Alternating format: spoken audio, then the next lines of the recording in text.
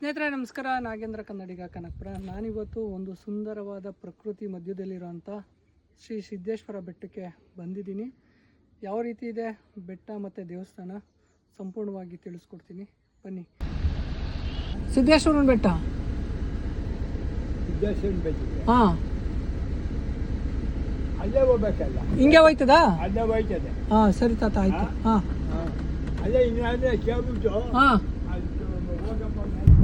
ಬೆಂಗಳೂರು ಕಡೆಯಿಂದ ಬಂದರೆ ತಾರಾಡಕ್ಕೆ ಜಾಗ ಇಲ್ವಂತೆ. ಅಂದರೆ ಮಳೆ ಮುಂಡಿ ಎಲ್ಲ ಬೆಳ್ಕೊಂಡ್ಬಿಟ್ಟಿದ್ದಾವಂತೆ. ಗುಂಜಿ ಕಡೆಯಿಂದ ಬರಬೇಕು ಅಂತ ಅಣ್ಣ ಈ ರೋಡ್ನ ತೋರಿಸ್ಕೊಟ್ರು ನಮ್ಮ ಕರಿಯಪ್ಪ ಅವರು. ಸಂಬಂಧನ ಹಳ್ಳಿನ ಯಾವುದೋ ಇಲ್ಲಿ ಹೋಗಿ ಅಂದರು. ಸೊ ಅದಕ್ಕೆ ಈ ರಸ್ತೆನಲ್ಲಿ ಹೋಗ್ತಾ ಇದ್ದೀವಿ. ನೋಡೋಣ ಹೆಂಗಿದೆ ಅಂತ ತೋರಿಸ್ಕೊಡ್ತೀನಿ, ಬನ್ನಿ.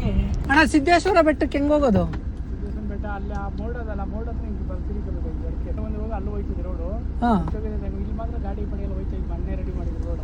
ಅವ್ರು ಯಾರು ಇಲ್ಲಿ ತಾರಾಡಕ್ಕೆ ಜಾಗ ಇಲ್ಲ, ಹಂಗೆ ಮೂಲೆಗಂದಿಂದ ಹೋಗ್ಬೇಕು ಅಂದ್ರೆ? ಇಲ್ಲ, ಅಲ್ಲೇ ರೋಡ್ ಚೆನ್ನಾಗಿರೋದು. ಈ ಎಂಡೆ ಅದಲ್ಲ, ಈ ಗದ್ದೆ ಅದಲ್ಲ, ಒಟ್ಟಿ ಮನೆ ಈ ಬೋರ್ಡ್ ಹಾಕೋರು ಇಟ್ಗೆ ಲೈನ್ ಕಂಬಕ್ಕೆ. ಹಾಂ, ಅಲ್ಲಿ ಟೈಟ್ ಬಂದ್ರೆ ಈ ಒಳಗೆ ಟೈಟ್ ಹೋಯ್ತಿದೆ. ಕಾರ್ ಹೋಯ್ತದ ಮೇಲೆ? ಕಾರ್ ಇರಲ್ಲ, ಬೈಕ್. ಈಗ ಮೊನ್ನೆ ಬೆಂಗಳೂರು ಕಡೆ ಬೈಕು ಕಾರಲ್ಲ ಅವ್ರು.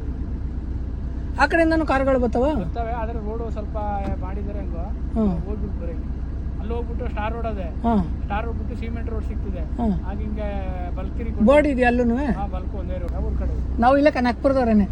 ನನಗೆ ಈ ಟ್ರಿಪ್ಪಲ್ಲಿ ಅನುಭವ ಆಗಿದ್ದು ಏನು ಅಂದರೆ, ಯಾವುದೇ ಒಂದು ಜಾಗಕ್ಕೆ ಹೋದ್ರೂ ನಾವು ಹೋಗೋಕ್ಕೂ ಮುಂಚೆ ಅದ್ರ ಬಗ್ಗೆ ತಿಳ್ಕೊಂಡು ಹೋಗ್ಬೇಕು ಅನ್ನೋದು. ಟ್ರ್ಯಾಕ್ಟರ್ಗಳು ಓಡಾಡೋ ಜಾಗದಲ್ಲಿ ನನ್ನ ಕಾರ್ನ ಹತ್ತಿಸ್ಕೊಂಡು ಹೋಗ್ತಾ ಇದ್ದೀನಿ. ಏನಕ್ಕೆ ಹೇಳಿ?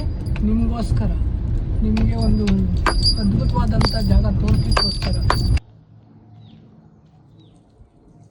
ನಾವು ಮೊದಲು ಎಂಟ್ರಿ ಆದ ತಕ್ಷಣ ನೋಡ್ಬೋದು, ಅದ್ಭುತವಾದಂಥ ಮೆಟ್ಟಿಲುಗಳು ಕಾಣಿಸ್ತಾ ಇದೆ.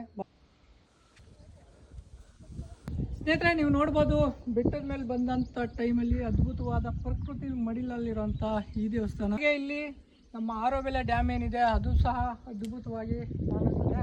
ಪ್ರಕೃತಿ ಸವಿಯುವಂಥ ಪ್ರಕೃತಿ ಪ್ರಿಯರಿಗಂತೂ ಹೇಳಿ ಮಾಡಿಸಿದಂಥ ಜಾಗ. ಕಟ್ಟುನಿಟ್ಟಾಗಿ ಇಲ್ಲಿ ಪ್ಲಾಸ್ಟಿಕ್ ನಿಷೇಧ, ಧೂಮಪಾನ ನಿಷೇಧ, ಹಾಗೆ ಮದ್ಯಪಾನನೂ ನಿಷೇಧ ಮಾಡಿದ್ದಾರೆ. ದಯವಿಟ್ಟು ಬರೋ ಅಂಥವ್ರು ಇಂಥ ಅದ್ಭುತವಾದ ಪ್ರಕೃತಿನ ಹಾಳು ಮಾಡುವಂಥ ಕೆಲಸ ಮಾಡಬೇಡಿ.